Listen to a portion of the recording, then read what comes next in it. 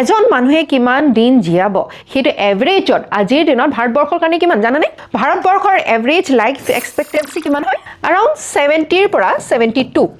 okay 70 ৰ পৰা 72 বছৰ বয়সলৈকে এজন মানুহে জীয়াই থকা পৰিলক্ষিত হয় ঠিক আছে যেতিয়া আমি স্বাধীনতা লাভ কৰিছিল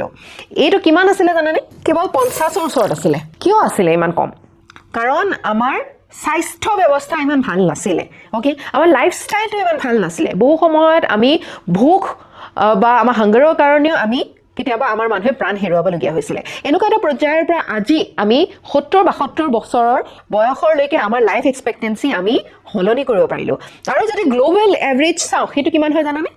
around 73-75 তাৰমানে আমি গ্লোবাল এভাৰেজৰ একেবাৰে ওচৰতে আছো ৰাইট কিন্তু কিছুমান দেশ আছে যেনেকৈ জাপান আছে ঠিক আছে এনেকৈ কিছুমান দেশ আছে তাত কিন্তু লাইফ এক্সপেক্টেন্সি তাতকৈও অধিক বেছি 85 মান হয় যিমানে এখন দেশ উন্নত হয় বিকশিত হয় এই লাইফ এক্সপেক্টেন্সিটো বৃদ্ধি হৈ গৈ থাকে আৰু আমাৰ ভাৰতবৰ্ষৰ কাৰণে বিকশিত হোৱাৰ আমাৰ টাৰ্গেট বা আমাৰ লক্ষ্যটো কি কোনটো চন 2047 যিটো বছৰত আমি নিজকে নো মোৰ আমি নিজকে কোনো আৰু ডেভেলপিং বুলি চিনাকি নিদিও পৰিচয় নিদিও আমি কি বুলি কম আমি বিকশিত ভাৰত বুলি কম হয়নে বিকশিত ভাৰতৰ গোল লক্ষ্যটো আমি 2047 লৈকে ৰাখিছো ওকে আৰু যিমানে বিকশিত হ'ব তোমালোকে এতিয়া গম পাইছা যিমানে স্বাস্থ্য উন্নত হ'ব যিমানে খোৱা বোৱা ভাল হ'ব যিমানে আমাৰ জীৱনশৈলী লাইফষ্টাইল ভাল হ'ব সিমানে আমাৰ লাইফ এক্সপেক্টেন্সি আমি কিমান বছৰ জীয়াম এই পৃথিৱীত সেইটো বৃদ্ধি হৈ থাকিব কিন্তু আমি যিমানে আমাৰ লাইফৰ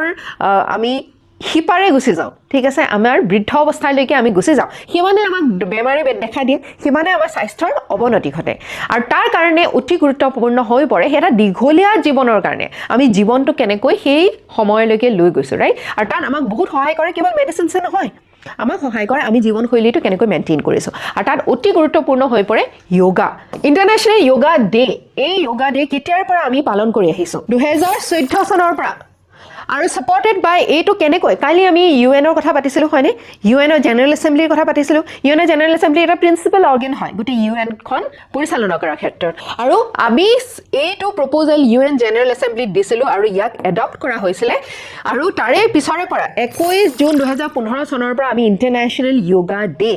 ঠিক আছে আমি পালন কৰি আহিছো আৰু 21 জুনটোকে কিয় বাছি লোৱা হৈছে কাৰণ 21 জুনটোৰো কিছু বিশেষত্ব আছে কিয় এটা সামাৰ সলষ্টিচ তাৰমানে longest day in northern hemisphere so northern হেমিস্ফিয়াৰৰ আটাইতকৈ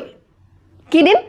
দীঘল দিন okay significant in yogic tradition আমাৰ যোগাৰ ট্ৰেডিশনত ঠিক আছে এই দিনটো অতি গুৰুত্বপূৰ্ণ ভূমিকা আছে মহত্ব আছে আৰু যোগা মানে কি আমি অসমীয়াত কওঁ যোগাসন হয়নে যোগ মানে কি এড কৰা হয়নে আমি যেতিয়া মাইন্ড আমাৰ শৰীৰ আমাৰ মন শৰীৰ একেলগে ইউনাইট কৰোঁ যোগ কৰোঁ কেতিয়াবা আমাৰ কি হয় আমি কোনোবা এটা ঠাইত থাকোঁ কিন্তু আমাৰ মনটো কোনোবা বেলেগ এটা ঠাইত থাকে হয়নে তাৰ মানে আমি যোগ হৈ থকা নাই আমি বিচ্ছিন্ন হৈ আছোঁ আৰু যেতিয়া বিচ্ছিন্ন হৈ থকা যায় তেতিয়া আমি সম্পূৰ্ণ কণ্ট্ৰলত নাথাকোঁ আমি নিজৰ নিয়ন্ত্ৰণত নাথাকোঁ আৰু এজন মানুহে যেতিয়া নিয়ন্ত্ৰণ নিজৰ ওপৰত হেৰাই দিয়ে তেতিয়া সেই মানুহজনৰ ওপৰত নিয়ন্ত্ৰণ বেলেগ কোনোবাই লৈ ল'ব পাৰে বেলেগ বেয়া ভাৱনাও ল'ব পাৰে যেটো আমি আকাংক্ষা নকৰোঁ আমি জীৱনটো ধুনীয়াকৈ পৰিচালনা কৰিবৰ কাৰণে আমাৰ মন শৰীৰ একেলগে থকাটো অতি গুৰুত্বপূৰ্ণ আৰু সেইটো আমাক কোনে দিয়ে যোগৰ দ্বাৰা সম্ভৱ হয় আৰু ইয়াৰ দ্বাৰা ইন্টিগ্ৰেশ্যন হয় ঠিক আছে আমি আমাৰ মাইন্ড বডি থটস ওয়াৰ্ডস এই গোটেইখিনি একত্ৰিত হ'লে আমাৰ কি হয় আমি বডিটোত ভাল বস্তু ভাল এনাৰ্জি আমি ফিল কৰিব পাৰোঁ মানে আমি কণ্ট্ৰলত থাকিব পাৰোঁ ৰাইট